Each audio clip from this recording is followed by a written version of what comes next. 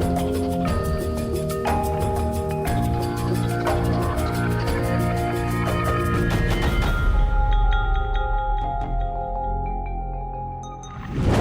роду бацькі Міная моя сённяшняя суразмоўца, загадчыца аддзела Дзяржаўнага музея гісторыі беларускай літаратуры Ірына Князева. Актуальныя праблемы сучаснасці, гісторыя, культура, родная мова і мастацкае слова. Пра гэта і не толькі пісьменнік і публіцыст Навум Гальперовіч гутарыць з таленавітымі людзьмі краіны. Ірына Ростиславовна, мне хацелася б пачаць нашу гаворку з такой тэмы гераічнай і трагічнай, таму што пра бацьку Мінаю вершы напісаны, мы памятаем гэтыя вершы Аркадзя Куляшова, мы памятаем, як песняры агучылі гэта, і, канешне, станьце перад бацькам Міная все бацькі на калені, і ў той жа час я гавару з унучкай бацькі Міная. Як так атрымалася, што вы, унучка гэтага гераічнага чалавека, нават прымалі ўдзел у 73-й школе, па-мойму, ў Мінску адкрывалася мемарыяльная дошка, і вы былі сярод тых, хто меў непасрэднае дачыненне да гэтай гераічнай біяграфіі героя, партызана Міная Шмырова. Калі я была яшчэ маленькая, здарылася так, што я нарадзілася ўжо пасля таго, як Мінай Піліпавіч пайшоў у свет іншы. Ён у 64-м, я нарадзілася ў 65-м. У мяне няма родных братоў і сясцёр, і у яго сям'і з ужо маёй бабуляй, а гэта другі шлюб, бо усе мы ведаем трагічную гісторыю, жахлівую гісторыю, калі яго дзеці былі ўзяты ў заложнікі, іх расстралялі. А з маёй бабуляй ён пазнаёміўся, яшчэ да вайны яны былі знаёмыя, і вось ужо яны выгадвалі траіх дзяцей, гэта мой бацька Расцяслаў Мінаевіч і дзве сястры-блізняты Зінаіда і Клаўдія, як іх марыла бабуля назваць, але дзед пайшоў і запісаў як Дзіна і Клара. І ў кожнай з іх па аднаму дзіця таксама, гэта мае стрыечныя браты. Вось, на жаль, Уладзімір, які жыў у Віцебску, у тым самым доме, які пабудаваў Мінай Піліпавіч, ён ужо пакінуў гэты свет, а сын Клары, Ігар, ён жыве зараз у Петербургу. А я жыву ў Мінску. І вось 73-я школа, яна якраз ужо даўно захоўвае памяць аб бацькі Мінаі. У іх яшчэ, калі я была зусім малая, быў утвораны музей партызанскай славы імя Міная Піліпавіча Шмырова. І маю бабулю Ірыну Мацвеевну вельмі часта запрашалі туды на мерапрыемствы. Яна прыязджала ў Мінск, яна вас з сабой брала? Яна адразу ішла ў цырульню. Першай справай рабіла сябе завіўку, апранала свой прыгожы такі строй. У яе быў адзіны, але такі вельмі строгі. А далей пачыналі рыхтаваць мяне. І вось гэта быў самы такі вялікі жах, таму што, мне, канешне, завіўку не рабілі ў цырульні, але завязвалі банты такія, тугія, тады было так прынята. Белы фартух, яна брала мяне за руку, і мы з ней удвух ішлі ў школу. Я бачыла, з якой пашанай ставіцца да маёй бабушкі Ірыны Мацвеевны, і ўсё ж нейкую такую адказнасць адчувала. Здарылася так, што калі нарадзіўся мой сын, я яму распавядала, што вось у гэтай школе працуе музей. І раптам мне тэлефануюць са школы і кажуць, што прынята такое рашэнне надаць школе імя Героя Савецкага Саюза ўжо ў самой школе Міная Піліпавіча Шмырова. А для гэтага патрэбны мой дазвол, таму што это выкарыстанне прозвішча. І вось мы займаліся гэтымі дакументамі, а ў гэты час мяне ўжо запрашалі на мерапрыемствы, я сустракалася там з дзецьмі, і ў пэўны момант я адчула, што мяне назвалі ў гонар Ірыны Мацвеевны. Я адчула, што я неяк, быццам бы эстафету пераняла. І ўжо калі здарылася тая падзея, ўжо той факт, калі школе афіцыйна надалі імя, дзякуючы, канешне ж, вось такому жаданню і намаганням адміністрацыі школы зрабілі мемарыяльную дошку, дошка цудоўная, высокамастацкая. І ўжо вось якраз на адкрыцці яна закрытая перад тым, як адкрываюць. І вось калі я здымала, я і зараз, напэўна, заплачу. Ну, гэта не тое, што гонар, а гэта, ну, напэўна, там адказнасць нейкая. Да, я-то дзеда ведаю як роднага па расповедах бацькі. Бацька, ён вельмі яго любіў, ён мне шмат распавядаў цудоўных там падзей, які ён быў, і якія там падзеі з ім ужо пасля вайны адбываліся, з якім вялікім гумарам, які сціплы чалавек быў. І ў мяне у душы, ну, фантазія наш працуе, склаўся нейкі вобраз свайго Міная.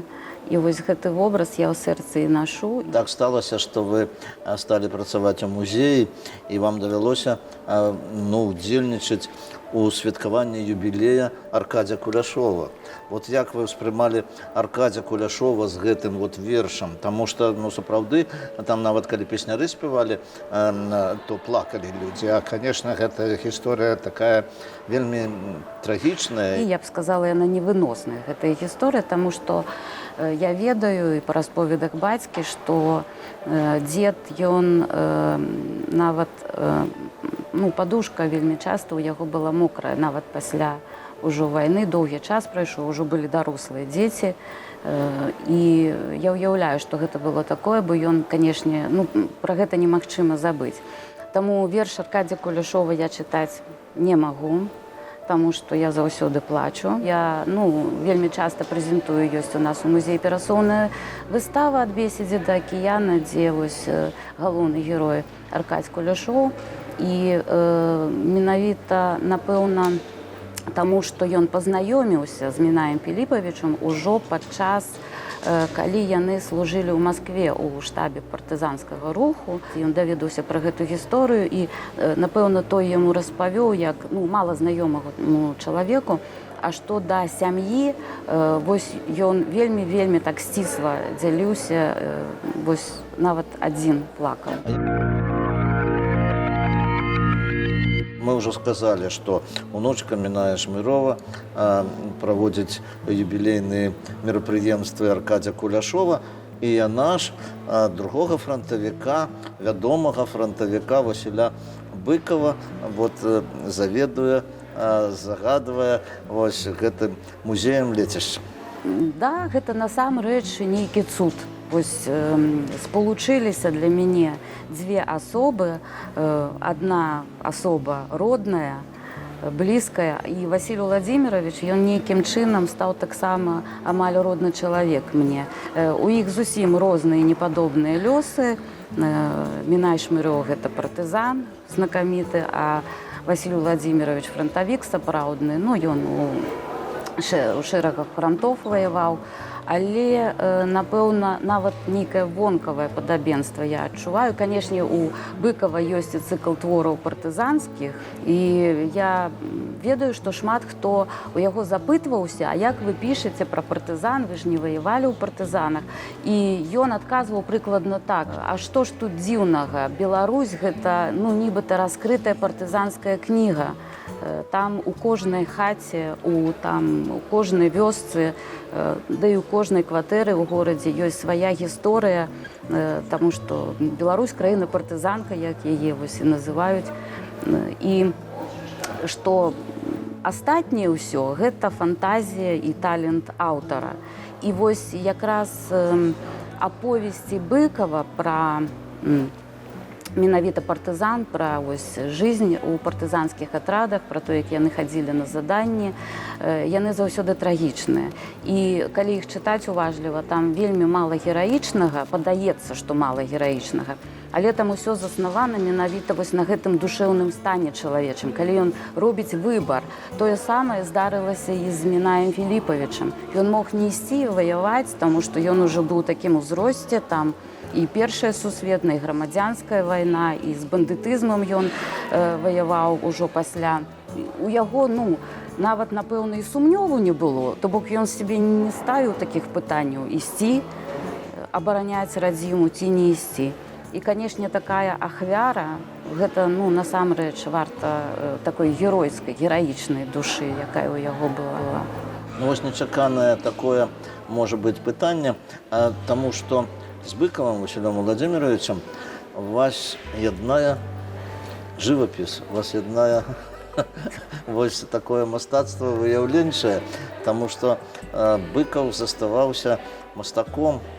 Быкаў нават у музеі, там яго ёсць накіды, ёсць яго замалёўкі, і вы гэтым займаецесь, як вы прыйшлі да выяўленчага мастацтва, таму што я чытаў, што вы так спецыяльнай адукацыі не атрымлівалі мастака.